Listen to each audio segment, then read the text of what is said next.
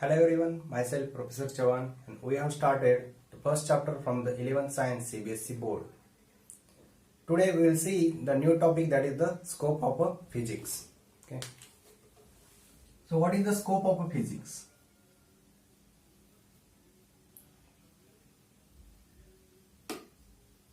क्या होता है स्कोप ऑफ फिजिक्स? किसी शॉप का स्कोप क्या होता है? अगर आपके पास एक दुकान है तो उस दुकान का स्कोप क्या रहता है? हम क्या बोलते हैं कि उस दुकान में सुई से लेके बड़े कबड़ तक सब मिल जाएगा। मतलब क्या है?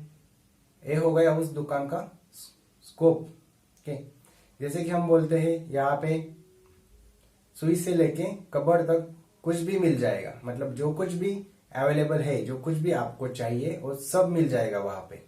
कपड़े मिल जाएंगे, बर्तन मिल जाएंगे, कुछ फर्नीचर मिल जाएगा। ओके, तो फिर ये क्या है? उस दुकान का वो हो गया स्कोप। ओके, वैसे ही जब हम कुछ फिनोमेना स्टडी करते हैं, जब हम उसके कुछ मेजरमेंट स्टडी करते हैं, कुछ डायमेंशन स्टडी करते हैं, तो फिर हमको क्या करना पड़ता है?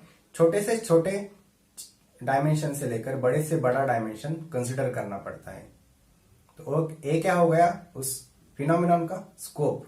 Okay, and as we know the nature is having the number of phenomenons. Okay, so each phenomena have its own properties and accordingly it may be have the micro dimensions or the micro things, or it may be have the larger things. जैसे कि हमको पता है the electron is having the radius of, कितना radius है electron का? It is 10⁻⁻15 metre. Okay, electron का radius क्या है? 10⁻⁻15 metre. So we are studying the radius of the electron also, that is 10⁻⁻15 meter. Then we are going for the study of their some atoms also, some molecules also. Okay, so likewise the size goes on increasing. उसके बाद हम क्या study करते हैं? जो भी उस अर्थ पे अवेलेबल है, जैसे कि हम स्टडी करते हैं about the rotation of the earth, then how much will be the gravitational force available on the earth, और अर्थ के ऊपर कौन सी फोर्सेस अवेलेबल है, ये सब चीजें हम पढ़ाई करते हैं। इन सब चीजों का हम स्टडी करते हैं। उसके बाद हम क्या देखते हैं कि सनराइज कैसे होता है, सनसेट कैसे होता है, और हम ये भी देखते हैं कि सन से रोटेट होने के लिए अर्थ को कितने डेज लगेंगे, उसमें कितना टाइम लगेगा। इन सब चीजों का हमको स्टडी करना पड़ता है। ये हो गया अर्थ के बारे में। अब अर्थ के बाद हम क्या करते हैं? जैसे कि हमको पता है कि स्पेस में स्टार्स भी हैं। ओके, तो फिर स्टार्स के बीच में भी कुछ फोर्स ऑफ अट्रैक्शन रहता है। Number of stars are available and they are having some force of attraction between them. Okay, number of planets are available and they are having some force of attraction between them. They are having some particular size, they are having some their distance between them. Okay, even though they are having some force of attraction between them. तो planets में force of attraction होता है, उनका size भी हमने देखा है कि पृथ्वी से भी बड़े कुछ स्टार्स है, जैसे कि मार्स है, ओके, नेपच्यून है, प्लूटो है। इनका भी अलग अलग डायमेंशंस है, इनके भी अलग अलग ग्रेविटेशनल फोर्स है। ओके, तो प्लैनेट्स है, स्टार्स में कुछ गैलेक्सीज रहती है। तो फिर हमको पता है कि number of galaxies available in this universe. Okay, so number of galaxies combinedly make one universe, and there are number of galaxies which are having some particular force between them. Size of galaxies is another thing. That size is also we have to measure. If we go for measuring the size, so it is very large as compared to the electron. हमको पता है कि universe का size क्या है। Okay, size of the universe is the largest size. Okay, universe का size क्या है? It is 10⁻55 metre. Okay, 10⁻55 metre. So 10 के आगे कितने जीरो लगाने हैं हमको? 55 जीरो। तो फिर हम इसको प्रोनाउंस भी नहीं कर सकते हैं क्या? 10 के आगे 55 जीरो, तो फिर आप बता सकते हैं क्या कितना है? लेकिन नहीं बता सकते। तो फिर ये भी हमने क्या किया है? इन सब चीजों का स्टडी करके हमने कैलकुलेट किया है कि कितना है यूनिवर्स का साइज, कितना है। जैसे कि हमको पता है इलेक्ट्रॉन का साइज है क्या है? 10⁻⁻15 मीटर। तो फिर यूनिवर्स का साइज क्या है? 55 मीटर। ओके, तो फिर इसमें क्या है कि हमको ये स्टडी करने के बाद ही पता चला है कि यूनिवर्स का साइज इतना है। तो फिर हम क्या करते हैं फिजिक्स में, माइक्रो थिंग्स से लेकर लार्ज थिंग्स पे हम स्टडी करते हैं। जैसे कि हमने देखा कि साइज ऑफ द इलेक्ट्रॉन और radius of the electron it is 10⁻⁻15 metre, but on the other side the size of the universe is 10⁻55 meter. So how much is the scope of physics in case of a size? It is कितना है 55 plus 55, तो 15 plus 55 कितना आया? Okay, 70, 10⁻17 meter is the scope of a physics. Okay, so in case of a size 10⁻70 मतलब कितने zero हो गए, 10 के आगे 70 जीरो, इतना सारा स्कोप है फिजिक्स का। Okay, can you imagine this, that how much is the scope of this physics? 10⁻70 means we can't predict or we can't pronounce it also. Okay, so that much high, that much huge is the size of the physics. Okay, so if we go for the scope of a physics in case of a size 10⁻70 meter, we come to know. Okay, so this is about the size. If we consider about the mass of the electron is 10⁻26 kg. Okay, so mass of electron, if we consider mass of electron, it is 10⁻26 kg. Okay, so mass of electron 10⁻26 kg, whereas we have calculated the mass of a universe. So how much it is? Mass of a universe, it is 10⁻30 kg. Okay, 10⁻30 kg is the mass of a universe. Then if we compare the scope of a mass of a physics, then we will come to know that 26 plus 30, so we will get 65, 10⁻56 kg मतलब कितना हुआ? 10⁻56 kg मतलब क्या हो गया scope? This is a very large scope in case of a mass of a physics. Okay, so if we go for counting the mass, then the scope of a mass in case of physics is very high. Okay, so generally if we consider about the light, so light will require the 10⁻22 second for the traveling of a 1 meter distance. Okay, so light required 10⁻27 second for the traveling of a 1 meter. Okay, 1 meter के travelling के लिए 10⁻27 second उसको लगते हैं। तो फिर हमने अगर यूनिवर्स का देखा तो यूनिवर्स को कितना लगता है? 10⁻40 second to complete 1 round. Okay, so universe will require 10⁻26, okay, 10⁻40 second, okay, 10⁻40 second to complete 1 revolution. Okay, so universe will require 10⁻40 second to complete 1 revolution. So how much is the time scope in case of a physics? It is 27 plus 40, so 10⁻67 seconds. This is a high, this is a very high time period that we are studying. Okay, so just like this, there are many quantities which are available in the nature, for which we have to go for their dimensioning, for their measurements. Okay, so also there are some quantities which are having the size below 10⁻6 meter. Okay, and such a things we are calling as the nano things. Okay, and if we have to study these things, we have to use the microscope. Okay, with the help of microscope only we can go for the study of such nano things. Okay, but even though we are studying these nano things with the help of microscope, we have to go for finding their behavior, their properties, and also we have to go for their study. Okay, and on that study we have to predict about their properties. Okay, so likewise we have to study such a nano things also.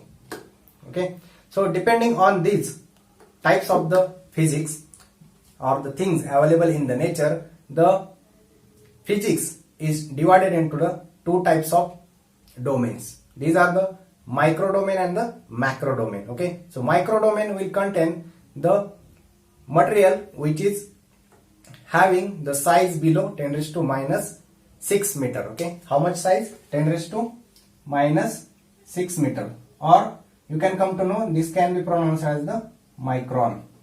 Okay, this is the micron. So we have divided the physics into two domains, that is the microscopic physics and the macroscopic physics. Okay, so what is the macroscopic physics? Whatever we can see, that we see there some trees, we see some animals, we see some materials. So such a type of things are coming under the macroscopic physics. Okay, तो macroscopic physics में क्या होता है, जो भी हम अपने आंखों से देख सकते हैं, जिनको भी हम ऑब्जर्व कर सकते हैं, ये सब चीजें किसमें आते हैं? मैक्रोस्कोपिक फिजिक्स में. Okay, so physics has the two domains and those are the microscopic and the macroscopic. Okay, but microscopic and micro and macro, okay, means we can say that small and large. Okay, smaller things included in the microscopic physics and the larger things which can be seen, which are having the size greater than 10 raised to minus 6 meter, these are coming under the category of the macroscopic physics. Okay, so but we also added one more domain which is between the microscopic physics and the macroscopic physics. Okay, so we have added some micro things, some nano things combinedly, so that we can get one element there. Okay, so we have added some electrons, we have added some protons, and accordingly we are going to make one domain by adding such things. Okay, so between these micro and macro there is one domain, that is the mesoscopic.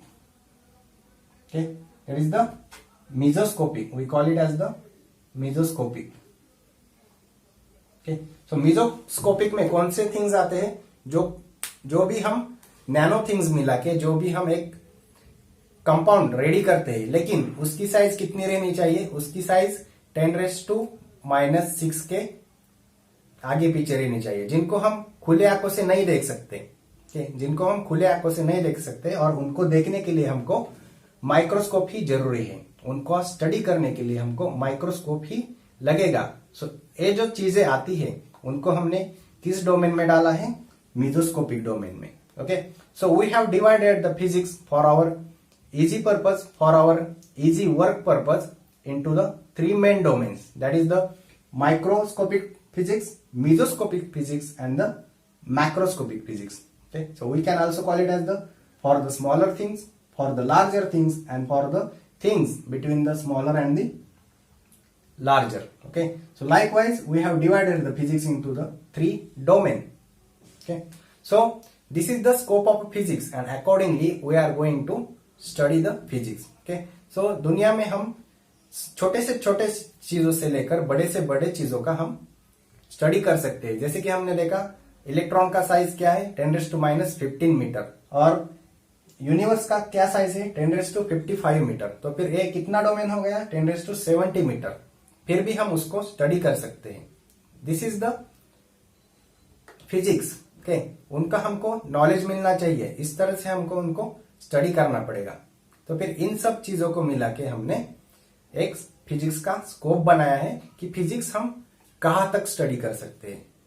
Okay, physics को हम कहां तक study कर सकते हैं, उस हिसाब से हमने क्या कहा है कि हम छोटे से छोटे, मतलब 10 रेज़ टू माइनस 15 मीटर, हम बोल रहे हैं अभी साइज के बारे में, 10 रेज़ टू माइनस 15 मीटर टू 10 रेज़ टू 55 मीटर, इतना बड़ा साइज गैप होके भी हम इन सब चीजों को स्टडी कर सकते हैं.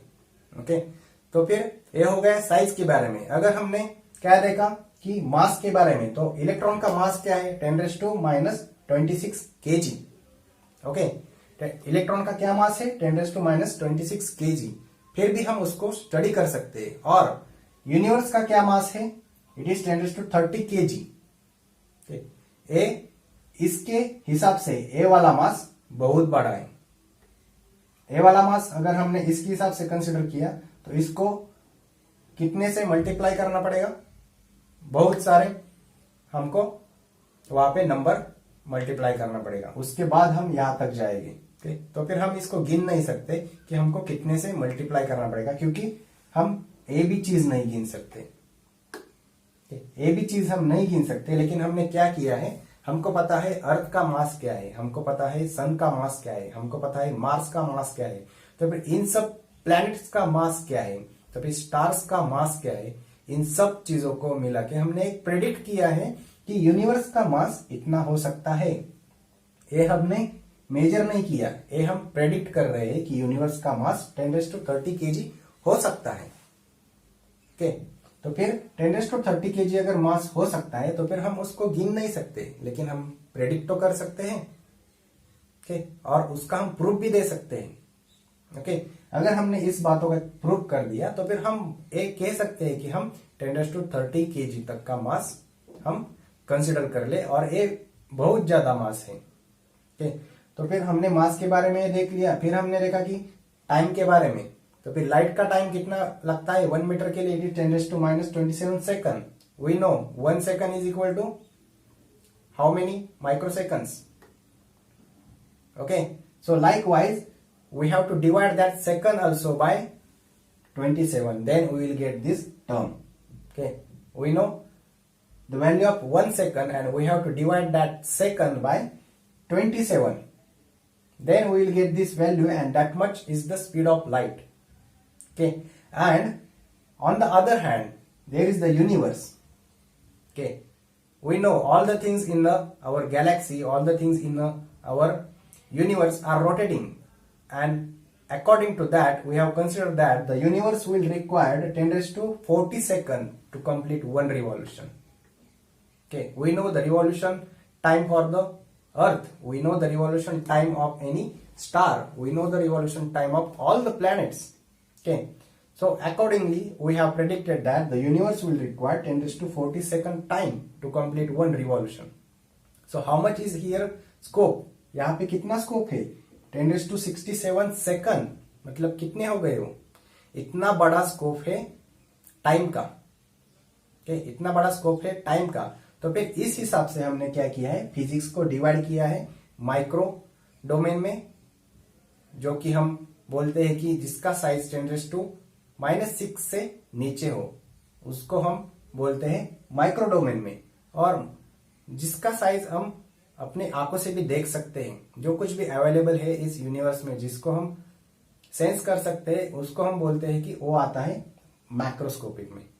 ओके, जो कुछ भी ट्रीज है, एनिमल्स है, बॉडी है, मटेरियल है, इनको हम क्या बोलते हैं, वो आते हैं मैक्रोस्कोपिक में।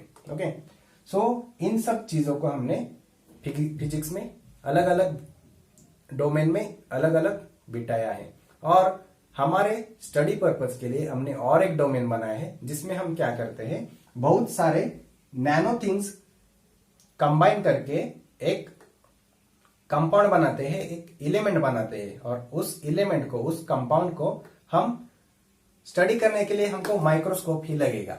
लेकिन हम उसको माइक्रो डोमेन में नहीं बिठा सकते, क्योंकि वो कॉम्बिनेशन है, एक सिंगल एटम नहीं है, एक सिंगल इलेक्ट्रॉन नहीं है, बल्कि कॉम्बिनेशन ऑफ द इलेक्ट्रॉन और combination of the molecules, the combination of the atoms है। ओके, तो उसके लिए हमने क्या किया है, उस ग्रुप वाले एलिमेंट्स को, ग्रुप वाले कंपाउंड्स को हमने अलग वाला डोमेन बनाया है, उसको बोलते हैं हम mesoscopic. Okay, so accordingly we have made the 3 domains of the physics, and those are the microscopic physics, then the mesoscopic physics and the macroscopic physics. Okay, so this is about the scope of physics. ये हमको पूछा जाता है exam में कि how many domains are there for the physics, तो फिर हमको ये बताना पड़ेगा कि 2 डोमेन है, लेकिन हमने अपने इजीनेस के लिए, हमने अपने काम बनने के लिए हमने और एक डोमेन बनाया है, जिसको हम क्या करते हैं, नैनो थिंग्स को कंबाइन करके एक अलग वाला ग्रुप बनाते हैं, और उस ग्रुप को हमने नाम दिया है mesoscopic. Okay, so there are mainly, हमने क्या बोला है कि 3 डोमेन है, microscopic physics, mesoscopic physics and macroscopic physics. Okay, so these are the three domains of the physics, and this is about the scope of a physics. Okay, about the size also, about the time period also, or if we think about any dimension. We are just taking here the example of the mass, example of the here size, or example of the time, and such many things are available in our nature. Okay, so we have to go for the study of these phenomenons according to their scope, and we have combined all these phenomenons. We have divided these all phenomena into three domains. Okay, so this is about the scope of physics. Okay, thank you.